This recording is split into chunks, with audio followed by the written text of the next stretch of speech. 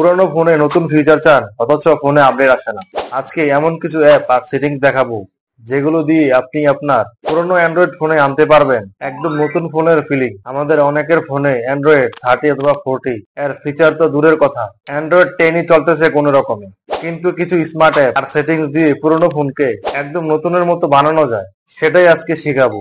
Number 1, Nova launcher বা Microsoft launcher install করুন। এগুলো দিয়ে আপনি পুরনো home screen, app, drawer, icon, design সবকিছু কাস্টমাইজ করতে পারবেন। অ্যান্ড্রয়েড 40 এর মতো সুইপ গেস্টরে আপগ্রেড, ডার্ক মোড সবকিছু। প্লে স্টোরে গিয়ে সার্চ করুন নোভা লঞ্চার অথবা Microsoft launcher. Number 2, Android 40 style control centre, MI control centre অথবা কন্ট্রোল সেন্টার। iOS 70 আপনার পুরনো ফোন পাবেন নতুন স্টাইলে। Quick settings panel, wifi, brightness, volume সবকিছু দেখতে হবে নতুন ডিজাইনে। নাম্বার 3, ম্যাটেরিয়াল ইউ লঞ্চার বা থিম অ্যাপ ব্যবহার করুন। অ্যান্ড্রয়েড 12 অথবা 30 এর মতো ফোনের ওয়েলপেপার অনুযায়ী ফোনের সব রং চেঞ্জ হবে। ডাইনামিক কালার ইফেক্ট, সুন্দর ও smart. Number 4, new lock screen feature, always on display plus iOS lock screen style.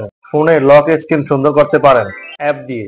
Always on display, যেমন সময় নোটিফিকেশন দেখাবে স্ক্রিন বন্ধ থাকা অবস্থায়। Number 5, icon pack widget install করুন প্লে স্টোরে।